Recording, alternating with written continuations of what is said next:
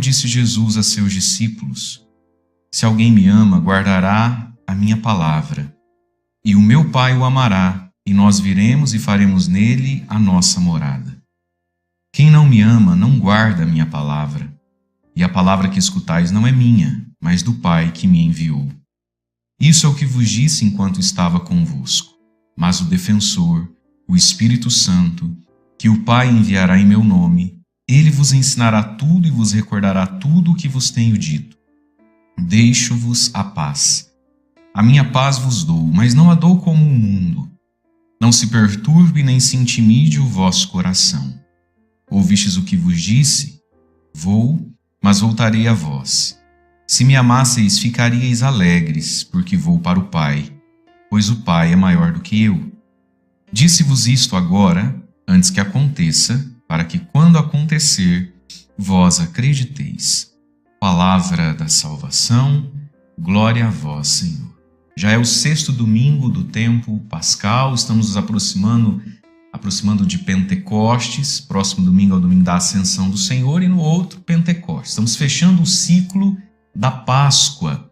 E a Páscoa de Jesus tem um dom para nós, junto com a ressurreição do próprio Senhor, que é o dom do Espírito Santo. O que o ressuscitado nos dá? Em vida nos deu a palavra, nos deu os milagres, nos deu o Evangelho.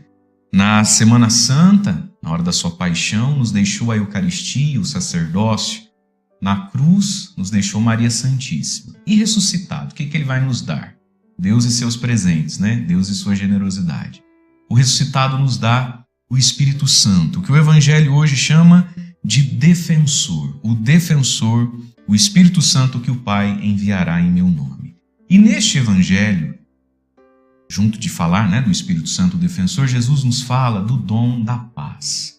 Deus é paz. Jesus Cristo é a paz. Quando ele enviou os discípulos a primeira vez, lá no meio do Evangelho, 2:2, ele disse assim: quando entrardes numa casa, dizei, a paz esteja com essa casa. Pois muito bem, queridos. Deus é paz e Deus quer nos pacificar. Deus nos quer na paz de Cristo. Essa paz é diferente da paz do mundo. O próprio Jesus disse: deixo-vos a paz, a minha paz vos dou, mas não a dou como o mundo dá. É uma paz diferente. Não é uma anestesia, não é ninguém viver dopado, viver alterado, não é? É a paz do Cristo, vencedor da morte, do demônio, vencedor deste mundo. É a paz que nos faz atravessar pela grande tribulação que é essa vida, como nos fala o Apocalipse, 2 domingos atrás, na primeira leitura da missa. Pois muito bem, essa paz é um presente de Deus que vem com o Espírito Santo, e quem tem o Espírito Santo de Deus tem essa paz no seu coração. E aí então Jesus vai nos ensinar o caminho para vivermos e para termos esse dom vivo dentro de nós, para não matarmos essa paz que Deus todos os dias quer derramar na nossa vida, mas muitas vezes quando Deus consegue, nos dar o defensor, nos dar o Espírito Santo e a paz, parece que a gente mesmo estraga isso. Por isso o Evangelho vai dizer: se alguém me ama, guardará a minha palavra, eu e o meu Pai o amará, nós viremos e faremos nele a nossa morada.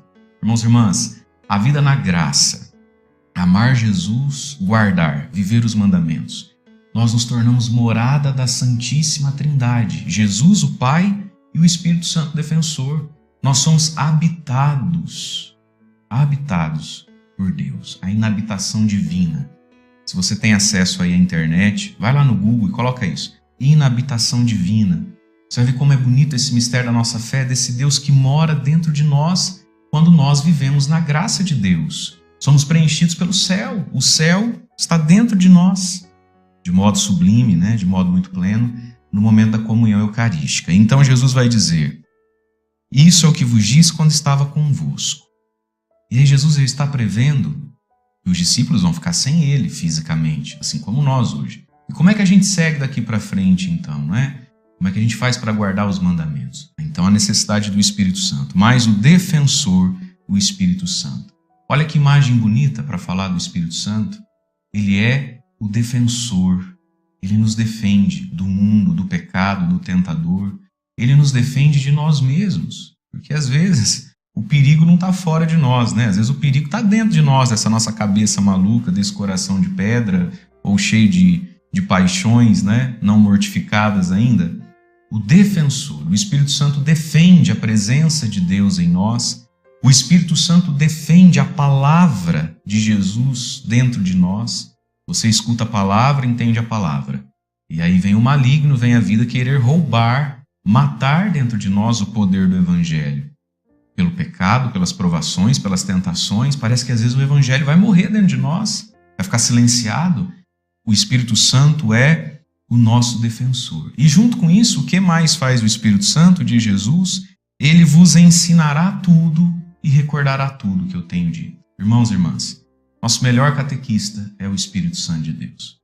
Quando nós temos o Espírito Santo, tudo que o padre fala, tudo que a igreja ensina, entra fácil na cabeça e no coração. Porque no fundo é ele quem ensina. E é ele quem amplia tudo aquilo que a gente aprende. Então, por exemplo, nós estamos aqui hoje, o padre está aqui pregando a palavra de Deus, o Evangelho para você. E eu vou falar algumas ideias, algumas coisas sobre esse Evangelho, correto? Mas se você tem o Espírito Santo dentro de você, o Espírito Santo vai pegar tudo isso aqui que você está ouvindo e vai ampliar para a sua realidade, para as suas coisas. Não tem como eu falar todos os exemplos do mundo, não tem como um pregador tocar, né, e fazer todas as aplicações possíveis da palavra de Deus. Olha o que disse Jesus, é o Espírito Santo quem vos ensinará tudo o que você tem que saber.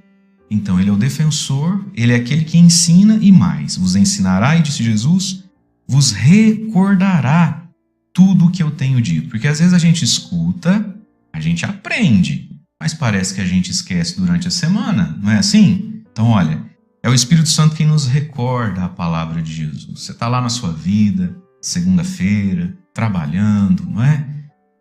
E diante daquilo que te acontece, do que você vê ou vive, de repente o Espírito Santo te recorda um texto da Bíblia, te recorda uma verdade de Deus, da doutrina da igreja, te recorda a homilia, a pregação do padre, né? É aquela voz interior que você fala, é verdade. Por isso que Jesus fala no Evangelho, não é isso? Então, ele defende, ele ensina e ele nos recorda todas as coisas. E aí, quem vive assim, tem a paz. Deixo-vos a paz, minha paz vos dou, mas não dou como o mundo dá. Veja, a paz de Jesus é essa presença de Deus dentro de nós. E por que Jesus disse, não é como a paz do mundo? Porque no mundo, o que é ter paz? No mundo, ter paz é não ter problema, é não ter dificuldade. E Jesus está prometendo para os discípulos a paz. Mas os discípulos daqui a pouquinho, após Pentecostes, vão eles também começarem a serem perseguidos. Eles todos vão morrer mártires. Mas que paz é essa? Como é que eu vou ter paz? Vamos pensar, São Paulo apóstolo. Que paz ele teve se ele viveu fugindo? Que paz tiveram os apóstolos todos, né? Que morreram mártires, fugindo de cidade em cidade? Será que eles não tinham paz? Não, eles tinham paz. Mas é a paz do Cristo. E é por isso que daí Jesus completa, olha, eu vou dar a paz a vocês. É uma paz diferente do mundo. Vocês vão ser perseguidos, vocês vão ter cruzes. E por isso mesmo, olha que lindo isso, querido. Não se perturbe, nem se intimide o vosso coração. A paz de Jesus, o Espírito Santo de Deus, quer tirar de nós toda perturbação. Hoje na sua oração, na missa que você foi, ou na missa que você vai, ou comungar, na sua oração pessoal, o que te perturba? Jesus está dizendo, não se perturbe. E mais do que isso, e junto com isso, nem se intimide o vosso coração. Quantos de nós estamos intimidados pela vida, pelos desafios, são tão grandes que a gente vai ficando tímido, encolhido diante deles. Não, Jesus está dizendo, não se intimide o vosso coração. Seja forte, seja alegre, tenha esperança, dá o passo para frente, não o passo para trás. Não se intimide, coragem. Porque Deus habita em nós e Ele é a nossa paz. E aí, queridos, a liturgia de hoje também vai nos ajudar a entender que para termos paz, nós precisamos ficar com o essencial do Evangelho. A primeira leitura, que está em Atos dos Apóstolos, no capítulo 15, vai falar de uma primeira dificuldade que a igreja viveu quando da conversão dos pagãos para o cristianismo. E já haviam judeus que se converteram a Jesus também. Só que esses judeus conheciam as leis mosaicas, gostavam do templo, e os pagãos vieram de uma vida sem religião nenhuma. E aí então os primeiros cristãos que eram antes judeus querem que agora os cristãos que eram antes pagãos sigam certas práticas, certos costumes judaicos que não havia mais sentido. E aí há então uma confusão. Versículo 24, Atos 15, 24, os apóstolos então se reúnem e vão mandar uma carta aos cristãos que Paulo e Barnabé haviam convertido, mas que não eram judeus. E olha que bonito, diz assim: ficamos sabendo, irmãos, que alguns dos nossos causaram perturbações com palavras que transtornaram vosso espírito. Não foram enviados por nós. Olha lá, Jesus diz: não se perturbe, nós temos uma igreja perturbada. Por quê? Porque alguns queriam impor sobre outros seus gostos na religião. Irmãos e irmãs, nós somos católicos, e a Igreja Católica é muito rica em carismas e dons, e não é inteligente, nem cristão, a gente ficar brigando entre nós naquilo que é particularidade. O que nos une é o domingo, o que nos une é a Eucaristia, é o creio que a gente reza. Se você participa da renovação carismática, se o outro é da SEB, se o outro é do catecumenato, se o outro é do movimento isso, aquilo, isso não é o essencial e a gente não precisa discutir por causa disso. E aí então, olha que bonito, os apóstolos vão dizer: porque decidimos, olha o que diz os apóstolos, porque decidimos o Espírito Santo em nós. A igreja, quando decide, não decide sozinha. A igreja, quando decide, decide com o Espírito Santo. E tudo que a igreja decide, ensina, é essencial para a nossa salvação e para trazer essa paz à nossa fé. Olha lá, decidimos o Espírito Santo em nós, não vos impor nenhum fardo, além das coisas indispensáveis. Irmãos e irmãs, as coisas indispensáveis é aquilo que a igreja ensina para nós. Tudo que é mais do que aquilo, convém a um movimento, não convém a outro, mas o indispensável, os 10 mandamentos, a Eucaristia, aquilo que faz e forma um católico. E aí, entendendo isso, Deus quer nos dar a graça de chegarmos um dia no céu, que é a segunda leitura do Apocalipse. O Apocalipse é a igreja que já está no céu. E lá diz, então, na visão de São João, que lá no céu, na cidade santa, a Jerusalém celeste, não há um templo. O próprio Deus diz lá: não vi templo na cidade, pois o seu templo é o próprio Senhor. Interessante isso. Quando você entra numa cidade, você não pergunta onde é que fica a igreja. Não é isso? Então a igreja é um lugar sagrado dentro da cidade, né? E ao redor disso nem é tão sagrado. São João está dizendo que no céu, a cidade santa, você entra e você não vai ver templo. O próprio Deus é o templo, a cidade toda é templo. E aqui está, queridos, para terminarmos. Na nossa vida, nós não podemos ter um lugar onde Deus mora em nós e muitos lugares onde Deus não mora em nós. Porque tem gente que é assim, tem um cantinho dentro dele que tem Jesus e tem outros cantinhos que não tem Jesus. Não, sermos inteiros de Deus, vivermos esse senhorio de Jesus na nossa vida. É isso que traz também a paz do Evangelho. Então será que hoje muitos de nós não estamos perturbados e intimidados? Porque no fundo existem áreas da nossa vida que ainda não são habitadas por Deus. E olha o que vai dizer então como é o céu.